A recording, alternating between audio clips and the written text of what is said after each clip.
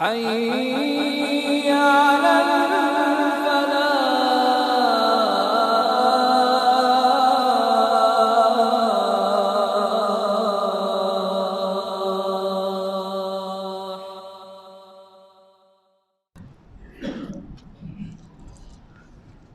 السلام علیکم ورحمۃ اللہ وبرکاتہ۔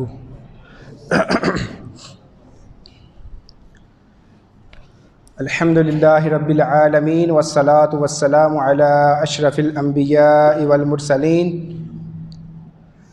وعلی آلہ واصحابہ ومن تبعہم بإحسان الی یوم الدین۔ اما بعد، قال اللہ تعالی ان اللہ یحب التوابین ویحب المتطہرین۔ اللہ تعالیٰ سورۃ بقرہ کی اس آیت میں ارشاد فرماتا ہے کہ بے شک اللہ تعالیٰ توبہ کرنے والے سے اور پاک صاف رہنے والے سے محبت کرتا ہے۔ بھائیو، اس آیت میں ہمیں اس چیز کا پتہ چلا کہ جو لوگ توبہ کرتے ہیں اور جو پاک صاف رہتے ہیں، اللہ تعالیٰ انہیں پسند فرماتا ہے۔ معزز سامعین، دین اسلام کا سب سے پہلا سبق طہارت یعنی صفائی اور پاکیزگی ہے۔ نبی کریم صلی اللہ علیہ وآلہ وسلم نے صفائی کو نصف ایمان قرار دیتے ہوئے کیا فرمایا؟ الطہور شطر الایمان۔ اسی طرح اسلام کا اہم ترین رکن نماز کا ہے۔ اسلام کے کتنے ارکان ہیں جانتے ہیں آپ سبھی؟ 5 ارکان ہیں۔ پہلا تو گواہی دینا کہ اللہ تعالیٰ ایک ہے اور نبی کریم صلی اللہ علیہ وآلہ وسلم پر ایمان لانا۔ دوسرا اہم ترین رکن نماز کا ہے۔ اس کے متعلق نبی کریم صلی اللہ علیہ وآلہ وسلم کا فرمان ہے لا يقبل اللہ صلاۃ بغیر الطہور، کہ اللہ تعالیٰ طہارت کے بغیر نماز قبول نہیں فرماتا۔ لہٰذا طہارت کا موضوع بھائیو بہت ہی اہم موضوع ہے۔ اس کے اندر ہم چاہتے ہیں کہ آپ آج کچھ سیکھ کے جائیں، تاکہ اگر ہماری طہارت کے جو بھی اعمال ہیں ان کے اندر کسی بھی قسم کی کوئی غلطی یا کوتاہی ہے اس کی اصلاح ہو سکے۔ تو بھائیو، ہم بات کر رہے تھے کہ اسلام کا اہم ترین رکن نماز ہے، جو کہ بغیر طہارت کے قابل قبول نہیں ہے۔ اسی طرح بھائیو، طہارت میں غفلت برتنا، رسول کریم صلی اللہ علیہ وآلہ وسلم نے ان کے متعلق بتایا کہ جو لوگ طہارت میں غفلت برتتے ہیں انہیں عذاب قبر ہوگا، اور عذاب قبر کی وعید سناتے ہوئے فرمایا کہ ان لوگوں کو قبر میں زیادہ تر عذاب ہوگا جو لوگ پیشاب کے چھینٹوں سے نہیں پرہیز کرتے، اور ساتھ میں یہ بھی فرما دیا کہ لہٰذا اسے پرہیز کرو۔ پیشاب کے چھینٹے، سمجھ آئی میری بات کی آپ کو؟ کہ آج ہم دیکھتے ہیں کہ بلا ضرورت کھڑے ہو کے پیشاب کرنا یہ عادت بن چکی ہے، اور اس وقت بندے کے گمان میں بھی نہیں ہوتا کہ ہمارے اوپر یہ چھینٹے جو ہیں واپس ہمارے کپڑوں کے اوپر آ رہے ہیں، جس کے ساتھ ہمارے کپڑے جو ہیں وہ ناپاک ہوں گے۔ تو جیسے ہی ہم اس طرح اس میں غفلت برتتے ہیں تو بھائیو اس کا ہمیں علم نہیں ہوتا۔ ہمیں چاہیے کہ طہارت کے معاملے میں تھوڑا غور کے ساتھ، اور خاص کر کے جب ہم ایسے معاملے میں یعنی طہارت کے لیے جاتے ہیں، استنجا کے لیے جاتے ہیں، تو پیشاب کے چھینٹوں سے پرہیز کرنا چاہیے۔ بھائیو، معلوم ہونا چاہیے ناپاک چیزیں کون سی ہیں۔ ناپاک چیزیں وہ ہیں جن کی ناپاکی کی دلیل موجود ہے، اور اصل میں ہر چیز پاک ہے۔ ناپاک چیزیں کون کون سی ہیں؟ جیسا کہ آدمی کا پیشاب، پخانہ وغیرہ، مزی وغیرہ، حرام جانوروں کے فضلہ جات، حیض و نفاس کا خون، کتے کا لعاب اور مردہ جانور وغیرہ۔ اور جس چیز کے حرام ہونے کی کوئی دلیل نہیں ہے، اصل میں وہ چیز یعنی جس چیز کے ناپاک ہونے کی کوئی دلیل نہیں ہے، اصل میں وہ چیز پاک ہے۔ تو یہ ہمیں فارمولہ جو ہے یاد رکھنا چاہیے۔ اسی طرح ہر طرح کا پانی جو ہے وہ پاک ہے۔ سمندر کا پانی، بارش سے برسنے والا پانی، زمین سے نکلنے والا پانی، تمام کے تمام پانی جو ہیں وہ پاک ہیں، اور پانی پاک کرنے والا ہے۔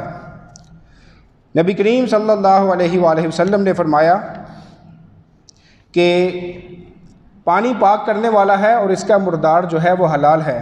اس کے پیچھے ایک حدیث ہے، صحابہ کرام سفر کی غرض سے جایا کرتے تھے سمندر میں، تو اپنے ساتھ تھوڑا پانی اٹھایا کرتے تھے۔ انہوں نے سوال کیا، یا رسول اللہ صلی اللہ علیہ وآلہ وسلم، ہم جب سفر پہ نکلتے ہیں تو ہمارے پاس پانی کی مقدار تھوڑی ہوتی ہے جس کے ساتھ ہم صرف یعنی پینے کے لیے استعمال کرتے ہیں، اگر اس سے طہارت حاصل کرے تو پانی جو ہے ہمارے لیے کم ہو جاتا ہے۔ تو آپ نے فرمایا کہ آپ سمندر میں سفر کرتے ہیں، سمندر کا پانی پاک ہے اور اس کا مردار حلال ہے، یعنی مچھلی وغیرہ جو ہے سمندر کے اندر اگر مر جائے تو وہ حلال ہے، اسے کھایا جا سکتا ہے، حرام نہیں ہے۔ اسی طرح بھائیو، ناپاکی یعنی نجاست کا ازالہ کرنے کے لیے پانی استعمال کیا جائے گا، اور اگر پانی میسر نہ ہو تو استنجے کے لیے پانی اگر میسر نہ ہو تو مٹی کے 3 ڈیلوں کے ساتھ جو ہے استنجا کیا جائے گا۔ پہلی بات یہ ہے کہ پانی کے ساتھ اس کو نجاست کو دور کیا جائے، اور اسی طرح اگر کوئی ناپاکی ہے تو اسے ختم کیا جائے۔ اگر جوتے کے نچلے حصے پہ کوئی ناپاکی یا نجاست لگی ہے تو وہ خشک زمین پر چلنے سے وہ ناپاکی ختم ہو جاتی ہے، یعنی اگر ہم ایک جگہ پہ چلے تھے، وہاں پہ کوئی کسی کا پیشاب جانور وغیرہ کا تھا یا اس طرح کی کوئی چیز لگ گئی، تو اگر خشکی کا حصہ آپ چلے تو اس کے ساتھ وہ چلنے سے خود بخود وہ جوتا نیچے سے صاف ہو جاتا ہے۔ اسی طرح اگر زمین پر ناپاک پانی ہے تو وہ بھی جو ہے ہوا لگنے سے، دھوپ لگنے سے خشک ہو جاتی ہے، جب خشک ہو جائے تو وہ جگہ بھی جو ہے پاک ہو جاتی ہے۔ اسی طرح بھائیو، نبی کریم صلی اللہ علیہ وآلہ وسلم نے فرمایا اگر بلی برتن میں منہ ڈال دے تو وہ ناپاک نہیں ہوتا، کیونکہ بلی جو ہے ہمارے گھروں میں آنے جانے والی ہے، اس لیے اگر وہ کسی چیز میں اگر منہ مار دے تو وہ پانی ناپاک نہیں ہوگا۔ اگر کھانے پانی والی چیز میں آ گیا یعنی دودھ وغیرہ میں، تو اگر آپ کا دل مانتا ہے تو اسے استعمال کریں، اگر دل نہیں مانتا تو اسے نہ استعمال کریں، لیکن چیز اصل میں جو ہے وہ ناپاک نہیں ہوگی۔ اسی طرح بھائیو، شیر خوار بچہ اگر اس کا پیشاب لگ جائے، شیر خوار بچے کا پیشاب لگ جائے تو اس پر پانی کے چھینٹے مار دینا کافی ہے، لیکن اگر شیر خوار بچی ہے اس کا پیشاب لگ گیا تو اس کو دھونا ہوگا۔ شیر خوار کسے کہتے ہیں جانتے ہیں آپ؟ آئیے جانتے ہیں کہ شیر خوار کسے کہتے ہیں۔ ہمارے ہاں شیر خوار کی ایک شاید عمر کچھ مخصوص ہے کہ 2 سال سے چھوٹا بچہ ہو۔ آئیے جانتے ہیں، شیر خوار ہر وہ بچہ ہے جس کی عموماً غذا دودھ ہوتی ہے، یعنی زیادہ تر جو ہے وہ دودھ پیتا ہے، دوسرا اناج یا غلہ نہیں کھاتا۔ جیسے ہی وہ زیادہ غلہ کھانا لگ جائے، چاہے 1 سال کا ہو، 2 سال کا ہو، جتنی بھی عمر میں اس نے دودھ کم کر دیا اور دوسرا غلہ زیادہ کھانا شروع کر دیا، دوسری خوراک زیادہ کھانی شروع کر دی، اس وقت جو ہے وہ شیر خوار نہیں رہے گا، اس کے پیشاب کو بھی دھونا ہوگا۔ اور بچی جو ہے چاہے 1 دن کی ہی کیوں نہ ہو، اس کے پیشاب کو جو ہے بھائیو اگر لگ جائے تو اس کو دھونا ہوگا۔ اسی طرح اگر کتا کسی برتن میں منہ ڈال دے تو وہ برتن جو ہے ناپاک ہو جاتا ہے۔ اس برتن کو کتنی مرتبہ دھویا جائے گا؟ 7 مرتبہ دھویا جائے گا، اور پہلی مرتبہ مٹی کے ساتھ دھونے کی ترغیب دی گئی ہے، اور اس کے بعد 6 مرتبہ چاہے آپ صابن سے دھوئیں، پانی سے ایسے دھو لیں، جیسے مرضی دھوئیں۔ تو پہلی مرتبہ مٹی سے دھونے کی ترغیب کیوں دی گئی ہے؟ بھائیو، میں قربان جاؤں اپنے پیارے حبیب حضرت محمد صلی اللہ علیہ وآلہ وسلم پر کہ جنہوں نے 1400 سال پہلے ہمیں یہ تعلیم دی، اور آج کی سائنس نے بھی تحقیق کی کہ کتے کے لعاب کے اندر کچھ ایسے جراثیم ہیں جو مٹی کے ساتھ ہی ختم ہوں گے۔ تو بھائیو، اس بات سے ہمیں پتہ چلتا ہے کہ ہمارے پیارے حبیب حضرت محمد صلی اللہ علیہ وآلہ وسلم کی بتائی ہوئی ساری باتیں سچ ہیں۔ آئیے آگے بڑھتے ہیں۔ قضائے حاجت کے لیے جب ہم جاتے ہیں بیت الخلاء میں، یعنی پیشاب وغیرہ کی حاجت کے لیے جاتے ہیں، تو داخل ہونے سے پہلے دعا پڑھنی چاہیے، اور داخل ہوتے ہوئے ہمیں کون سا پاؤں اندر رکھنا چاہیے؟ بایاں پاؤں، دایاں نہیں۔ بیت الخلاء میں داخل ہوتے ہوئے بایاں پاؤں پہلے اندر رکھا جائے گا، اور جیسے ہی ہم باہر نکلیں گے، باہر نکلنے کے وقت دایاں پاؤں باہر رکھیں گے، یعنی اس کے الٹ رکھیں گے۔ ٹھیک ہے بھائیو؟ اسی طرح دعا جو ہے وہ پڑھیں گے داخل ہونے سے پہلے، بسم اللہ اللہم انی اعوذ بک من الخبث والخبائث، اور جب باہر نکلیں گے تو دعا پڑھیں گے غفرانک۔ اچھا بھائیو، یہ ساری چیزیں ہم نے طہارت کے وہ پانی کے مسائل اور اسی طرح دوسرے مسائلوں کو جان لیا. آگے